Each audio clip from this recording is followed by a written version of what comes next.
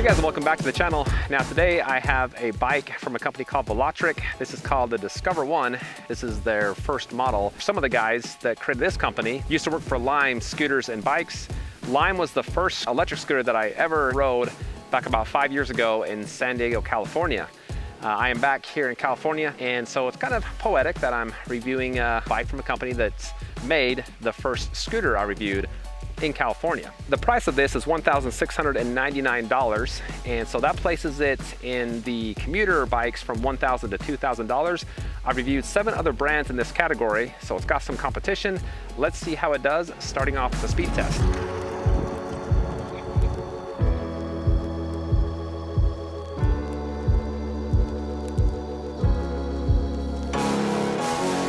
The Discover One has a 500 watt motor in the rear wheel. That's average with other brands in this price range. And that's powered with a 48 volt, 14.4 amp hour lithium battery. And that is one of the larger batteries in this price range. It's integrated into the down section of the bike, so it's nice and sleek looking. You can remove it with the 2 keys they give you, and it takes about 6 hours to recharge. Now they say that power can take a rider up to 20 miles per hour. The average speed in this class is about 21-22, so a little bit below the average. I'm going to show you how fast it can go on all 3 of the pedal assist levels, starting out with pedal assist level 1.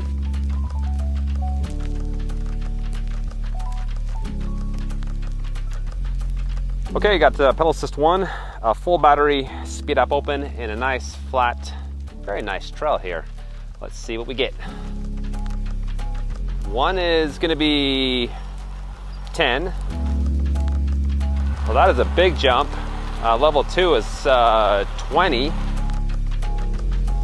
and then pedal assist level 3 is also 20.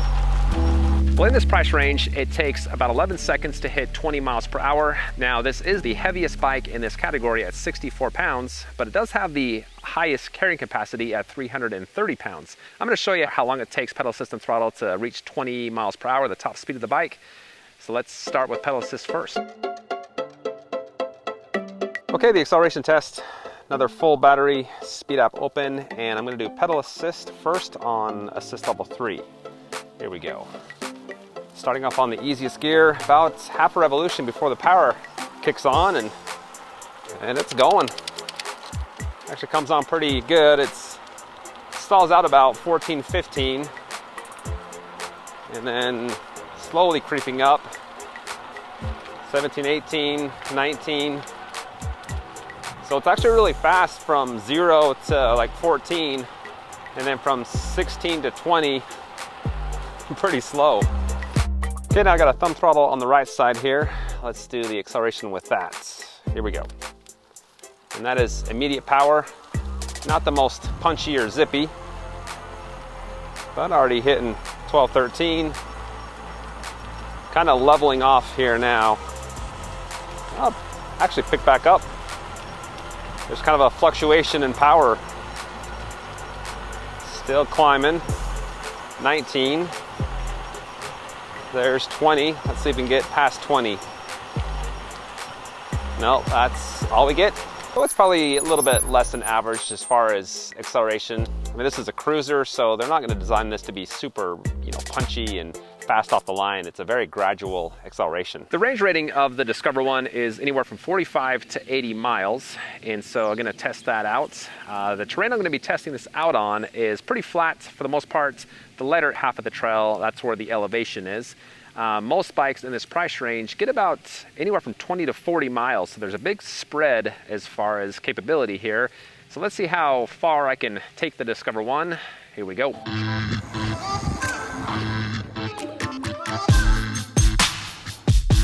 I got my microphone plugged in. As I'm on this range test, I'll tell you a little bit about the bike. Starting off with the look and design, it's a very clean and tidy looking bike. They have a lot of internal wiring, so there's not a lot of stuff hanging around. And the wires up by the handlebars are all wrapped. As you can see in the down section of the bike, it's an integrated battery. So you just have a very smooth and sleek looking design. Now there is the option to put a front rack, and that can hold 33 pounds, and also a rear rack, which can hold 55 pounds.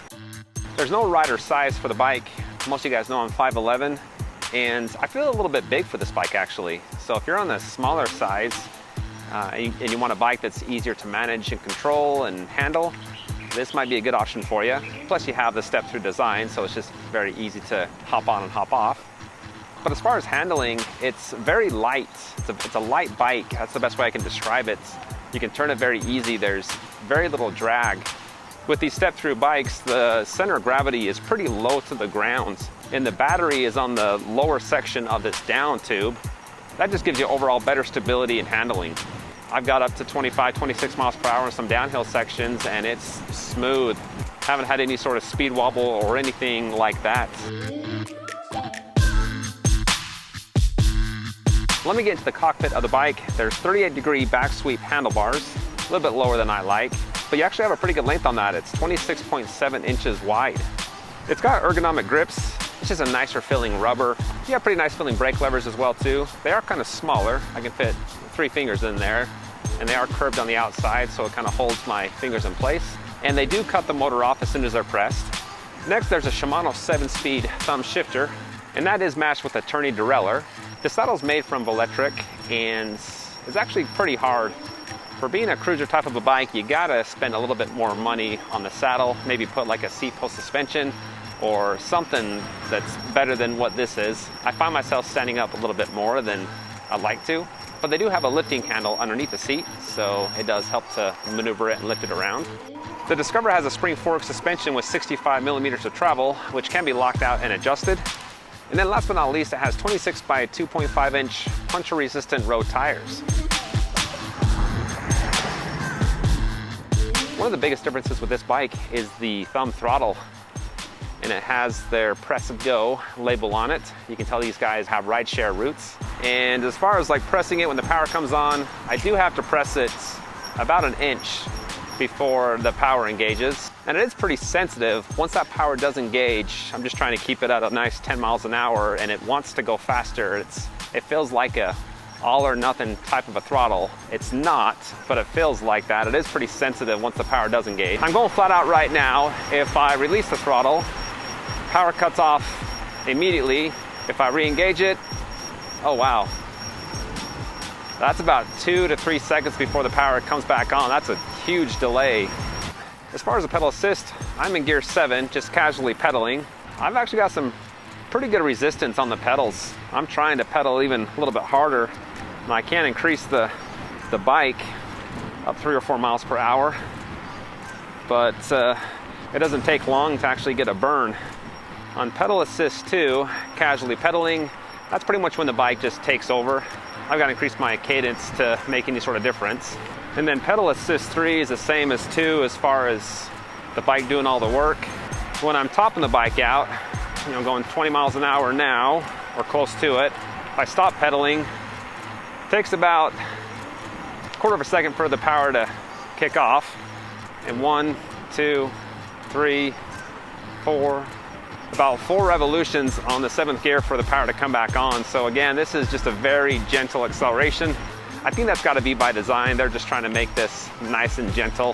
For a guy like myself who likes instant power, I'm not a fan of that, but I do know there's quite a few people out there that are afraid of the power coming on too abrupt. And so if you're one of those types, you'll definitely like this bike.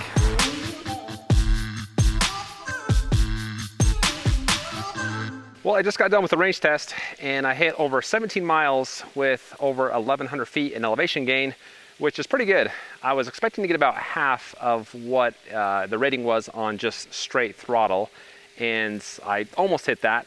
I was gunning for 20, I was hoping 20, 21, but for that elevation gain, I'm pretty happy with the range, with how long I went. And I was using the throttle about 90% of the time. I basically just kind of sat back and relaxed and let my thumb do all the work.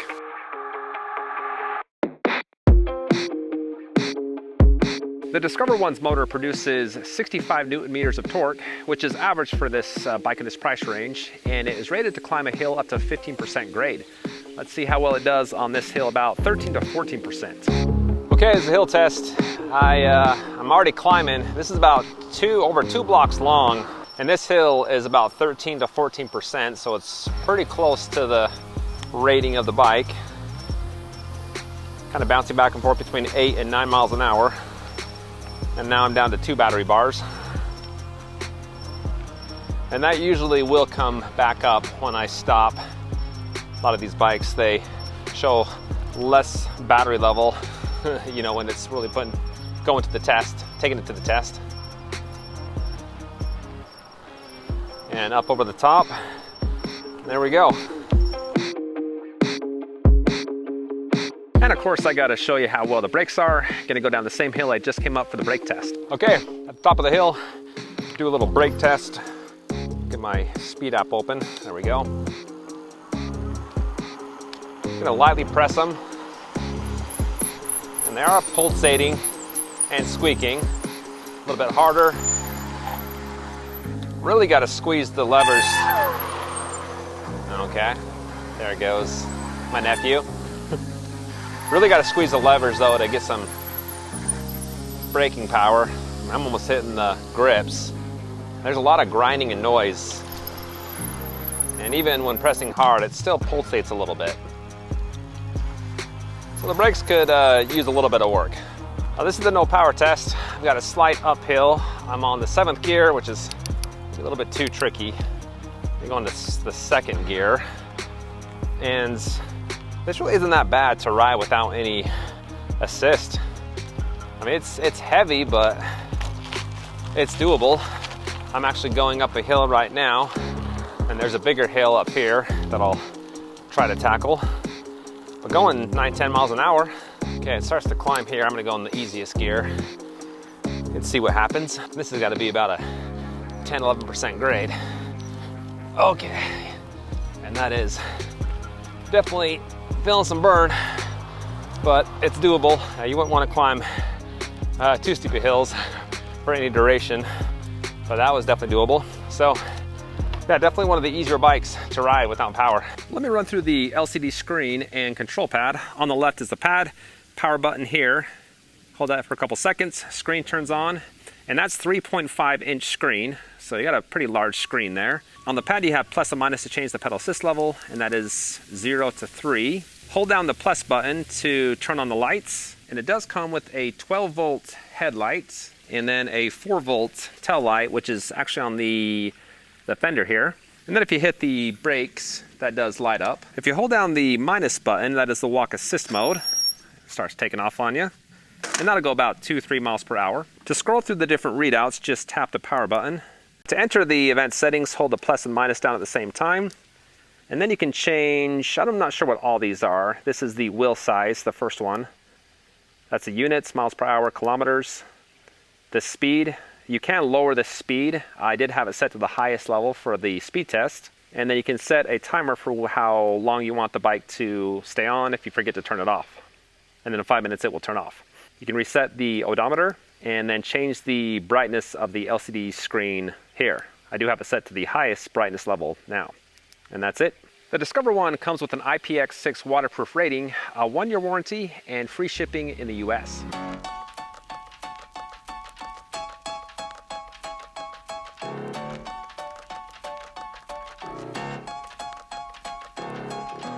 Well, overall, I was pretty impressed with the Discover One as far as the range and the elevation gain that I had. You know, 1,100 feet, almost 18 miles. I would have liked to have seen 21, 22, but 18 is pretty good. I do wish there was a more comfortable seat. That was one of the only things I didn't like about the bike. But if you're looking for something that's just a very general start and just kind of eases up to speed and slows down easy, this is a good bike for you. If you want to pick it up, I've got the link in the description. Also be sure to check out my website, electricrevolutionreviews.com, for all of my reviews sorted by price and capability. Hit that like button before you go, and please subscribe for the latest in electric bike, board, and scooter reviews. Thanks for watching, and I'll see you next time.